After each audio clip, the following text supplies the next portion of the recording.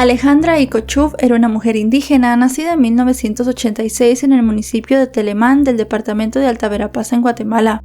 Era la menor de 4 hermanos, y sus padres fallecieron cuando ella apenas tenía 3. Ante la falta de sus padres, Alejandra fue criada por sus hermanos mayores, Valdemar, Lucía y Elvira. Cuando ella tenía 14 años, todos se mudaron a la isla del norte en San Miguel, ubicada a unos 45 minutos de la cabecera municipal de Chisec en Alta Verapaz, a la casa de su abuela Juana. Un año después, la adolescente conoció a un hombre cuyos datos no fueron encontrados, con quien tuvo su primera hija, a la cual llamó Reina. Luego de 6 años de unión, la joven dio a luz a su segundo hijo, un varón al cual llamó Álvaro, y 3 años después le dio la bienvenida a su tercera hija, una niña que la pareja bautizó como Zaida. Se desconoce la fecha exacta y los motivos por los cuales se dio la separación, pero unos años después del nacimiento de Zaida, el padre de los niños los abandonó, y a partir de ese momento Alejandra se convirtió en madre soltera. Con 3 hijos que mantener y para tratar de salir adelante, la mujer realizaba trabajos domésticos y lavaba ropa en el río de la aldea. Aunque era poco lo que ganaba trabajando, la joven madre lograba solventar los gastos diarios de su hogar, y era una mujer relativamente feliz. En sus tiempos libres le gustaba ver a sus hijos en el patio trasero de la casa jugando. También visitaba con frecuencia a su abuela Juana y a su hermana Elvira, con quien pasaba largas horas conversando y le confiaba todas sus cosas. Si bien Alejandra era feliz con sus 3 hijos, ella sentía que le hacía falta un compañero, y fue en ese entonces que conoció a un hombre llamado Mario Tut Ical, de 40 años, oriundo de San Miguel El Limón, quien trabajaba en la productora de aceite Palma Ditzcan. A simple vista el hombre parecía normal, pero escondía un pasado oscuro con un historial violento. En ese momento él estaba casado con una mujer llamada Odilia Tut, con quien tenía 6 hijos, quienes eran testigos de las constantes agresiones que su madre recibía por parte de él. En una ocasión la mujer se llenó de valor y lo denunció ante la policía por haberle propinado una lesión en la cabeza con un machete. Sin embargo, semanas más tarde retiró la queja en su contra y el hombre fue liberado. Ajena a todo este historial violento, Alejandra comenzó una relación con este hombre, y al poco tiempo la convenció para que se fueran a vivir juntos. Fue así como la chica hizo sus maletas, y junto a sus 3 hijos se mudaron a una casa cercana a la de su abuela Juana. Aunque al comienzo todo parecía marchar bien entre ellos, no tardó mucho para que Mario mostrara su verdadero carácter. Era celoso y posesivo, y empezó a controlar a Alejandra. Las peleas por los constantes celos del hombre se convirtieron en una rutina en la casa, al punto que los vecinos llegaron a considerarlas normales, por lo que el día que ocurrió la tragedia tardaron en darse cuenta lo que verdaderamente pasaba. A pesar de las agresiones, Alejandra no tenía el valor para dejar a Mario, como sí lo había hecho su abuela Juana años atrás, quien también había sido víctima de un esposo maltratador. Afortunadamente ella sí logró huir a tiempo con sus 5 hijos, pero su nieta no corrió la misma suerte. Con todos estos antecedentes llegamos a la noche del 29 de octubre de 2018. Todo parecía ir normal en la residencia de la pareja, pero de pronto el silencio de los vecinos fue interrumpido por los gritos de Alejandra. Algunos residentes se alarmaron, pero no le dieron mayor importancia, pues pensaron que se trataba de una de las tantas discusiones que tenía la pareja todos los días. Sin embargo, minutos después los gritos de auxilio de la mujer fueron aún más desgarradores, tanto que un grupo de vecinos salió para ver qué ocurría y alertaron a la hermana de Alejandra sobre lo que pasaba. Elvira llegó rápidamente, pues vivía relativamente cerca. Junto a un grupo de residentes se apresuró hacia la casa de su hermana, quien en ese momento tenía 32 años. Elvira observó una sombra oscura alejarse de la vivienda, pero no le dio importancia en ese momento, pues su prioridad era ver qué le pasaba a su hermana. Tocó la puerta pero nadie abrió. Con la ayuda de algunos residentes logró forzar la entrada. Con una linterna que llevaba, lo primero que pudo observar fue una escena impactante que la dejó paralizada por un momento. Había sangre por todas partes, pero lo peor estaba por venir. Justo en la entrada se topó con una mano, y cuando corrió hacia el cuarto de su hermana la encontró perdiendo la vida en su cama. Lo más sorprendente es que ella ya no tenía sus manos porque su esposo se las había cortado, y además su rostro también estaba cortado por la mitad. Al ver todo lo que sucedía, Elvira gritó desesperadamente que le ayudaran a salvar a su hermana. Durante los últimos momentos en los que Alejandra luchaba por vivir, movía las piernas y la cabeza. Trataba de decir algo con la mirada, pues no podía articular palabras debido a las heridas que tenía en la cara. Elvira lloraba desesperada por la manera tan atroz en la que había encontrado a su hermana. Los pobladores se comunicaron con los servicios de emergencia, pero la ambulancia más cercana estaba a 76 kilómetros de distancia y tardaron mucho en llegar. Varios residentes comenzaron a grabar con su celular los últimos momentos de vida de Alejandra, cuyas imágenes fueron compartidas en las redes sociales, supuestamente con el propósito de obtener ayuda rápidamente. Las grabaciones fueron difundidas sin ningún tipo de filtro y cruzaron fronteras. El mundo entero se enteró del horrible crimen que se hizo viral como el caso de la señorita Pac-Man, cuyo nombre hacía referencia a la figura del videojuego que tiene forma de círculo partido. Pese a los esfuerzos de los paramédicos por acudir rápidamente a socorrer a Alejandra, cuando llegaron era demasiado tarde, pues la joven madre ya había perdido la vida luego de agonizar durante poco más de media hora. El lugar se llenó de curiosos y también de policías que resguardaban el perímetro. Los investigadores interrogaron a los presentes, entre ellos a la hermana de la joven, quien dijo que creyó ver la silueta de un hombre que salía de la casa, y las características de este hombre coincidían con las de su cuñado. Contó a las autoridades algunos episodios violentos por parte del sujeto, quien en una oportunidad intentó quitarle la vida a Alejandra poniéndole una cinta en el cuello, y en otra ocasión la golpeó con un trozo de madera en la cabeza provocándole graves heridas. Incluso dijo que una semana antes de los hechos, Mario había castigado a su hijastro de 7 años con varios latigazos, porque se había tardado cuando él le pidió que fuera a la tienda a hacer algunas compras. Según el testimonio de los pobladores, ellos también observaron esa actitud violenta, pero nadie denunció al hombre porque temían por su propia seguridad. Algunos aseguraron que lo habían visto correr por la maleza esa noche. Inmediatamente Mario se convirtió en el principal sospechoso del crimen, pero cuando las autoridades comenzaron a buscarlo, él ya había escapado. Entonces se conformaron varios grupos dentro de la comunidad para buscarlo, porque todos sabían que era un sujeto peligroso. La policía compartió su fotografía y pidió apoyo a la ciudadanía para aportar cualquier información que pudiera dar con su paradero. Días después, la búsqueda rindió frutos, cuando un vecino de la aldea Las Muñecas, en el municipio de Ixcán, en Quiché, aseguró que había visto al sujeto huir rumbo a México. La gente se organizó, le dieron seguimiento y lograron atraparlo en Chiapas, a 10 kilómetros aproximadamente de la frontera entre Guatemala y México. Los pobladores golpearon al hombre y lo amarraron a una silla, a la espera de que llegaran las autoridades.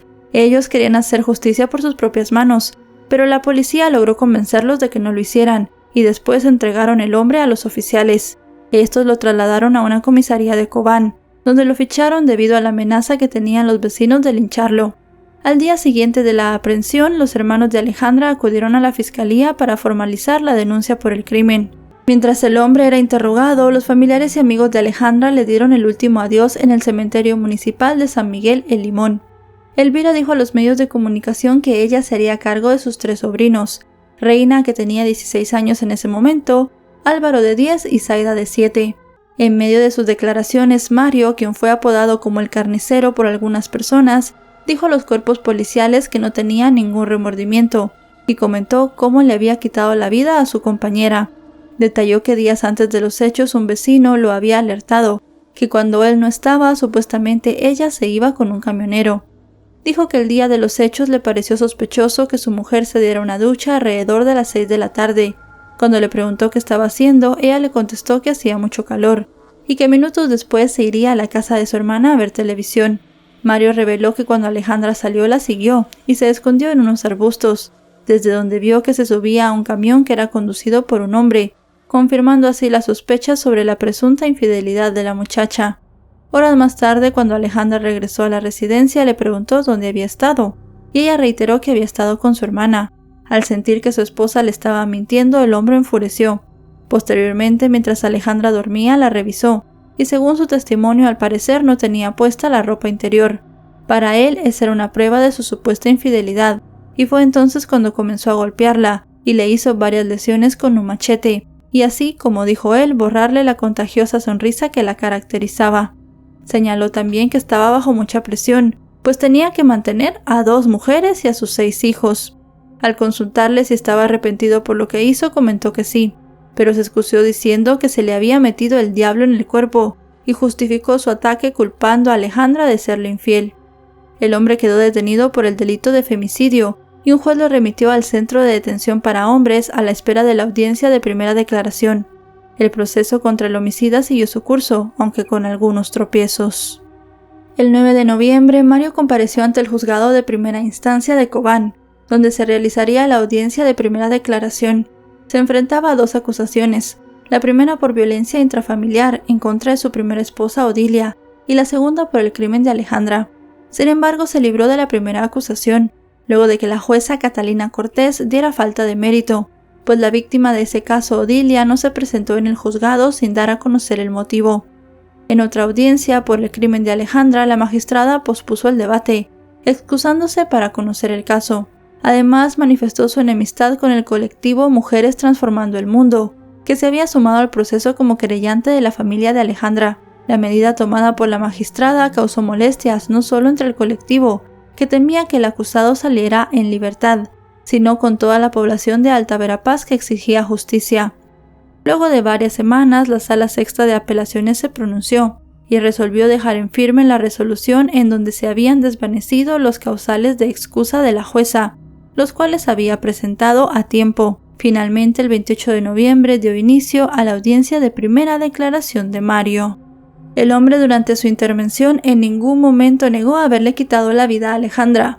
Él dijo que en efecto él le había quitado la vida a la chica, pero se excusó diciendo que los celos le habían nublado la mente. Estas declaraciones fueron utilizadas por sus abogados defensores para solicitar al tribunal que se dictara auto de procesamiento por el delito de homicidio por estado de emoción violenta, que conlleva en Guatemala una pena de entre 5 y 7 años de prisión. Sin embargo, luego de que el Ministerio Público presentara los medios de prueba, la jueza dictó auto de procesamiento por el delito de femicidio y dio 3 meses de plazo para concluir la investigación. Ordenó que el hombre fuera recluido en el centro carcelario para hombres de la cabecera departamental de Cobán sin derecho a fianza hasta que fuera enjuiciado. Se supo que se había establecido un tercer proceso en contra de Mario, el cual se encontraba en fase de debate, pero las personas implicadas en el caso de Alejandra aún no habían logrado establecer quién era la víctima. No obstante, los abogados del colectivo feminista le daban seguimiento para incluirse también como querellantes. El 30 de enero de 2019, cuando apenas habían transcurrido 10 meses de los hechos, los usuarios de las redes sociales estallaron, cuando Mario hizo viral un video desde la cárcel en Cobán, donde se le veía festejando su cumpleaños número 44 como si nada hubiera ocurrido. En las imágenes se escucha decir a uno de sus compañeros de celda que era la celebración del cumpleaños del carnicero de Chisec. Pese a que las autoridades anunciaron que iniciarían una averiguación al respecto, no se encontraron reseñas sobre cuáles fueron los resultados de la investigación. En febrero de ese mismo año surgieron otros retrasos para llevar a cabo la audiencia previa del juicio, debido a nuevas excusas de la jueza en contra de la organización Mujeres Transformando el Mundo. En ese sentido, la coordinadora de la organización lamentó que la máxima autoridad del Poder Judicial se excusara nuevamente y advirtió que eso afectaría el proceso, porque se podrían extender las fechas programadas para el acto conclusivo del Ministerio Público. También se pidió que la Cámara Penal pusiera atención ante el actuar de la jueza para ese y todos los demás casos que había tenido dicho juzgado desde el 2012. Durante una de las audiencias realizadas en marzo, se conoció el reporte oficial del Instituto Nacional de Ciencias Forenses, en el que se confirmó que la víctima había mantenido relaciones antes de fallecer. Con este resultado, la defensa del acusado buscó la libertad para su cliente, alegando que su acción había sido producto de los celos provocados por su pareja.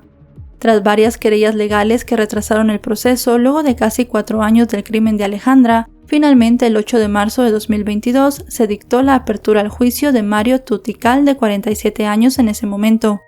2 días después, la Fiscalía realizó el desahogo de pruebas, en las cuales sustentó su acusación en contra del imputado, y relató que durante la investigación se estableció que el día que ocurrieron los hechos, el victimario ingresó a la vivienda y amenazó a su pareja con un machete. Luego la atacó, le cortó las manos y le provocó heridas en diferentes partes de su cuerpo, las que al final le causaron la muerte. El crimen de Alejandra marcó a Guatemala no solo por su crueldad, sino también por la escena que descubrieron los testigos y el hecho de que en lugar de ayudar a Alejandra, la grabaran en sus últimos momentos de vida. Según los últimos registros encontrados, Mario se enfrenta a una pena de entre 25 a 50 años de cárcel. Sin embargo, para cuando esta investigación concluyó, no conseguimos información sobre la condena, lo que ha causado dudas entre muchos usuarios de las redes sociales, que se preguntan si en este caso al final se hizo justicia. Y bueno, chicos y chicas, hasta aquí el video de hoy. Un caso muy terrible, un caso muy impactante, una vida que se pierde, como siempre decimos, un caso de mi país, de Guatemala. No suelo traer muchos, pero al final este me impactó demasiado, y pues también el hecho de que todavía no se dé una condena, de que los procesos vayan tan lentos y de que la jueza parece que no está poniendo de su parte, pues también creí que era muy importante dar a conocer todos los detalles debido a esto. Ahora sí, no me queda nada más que decirles que nos vemos hasta otro caso. Adiós.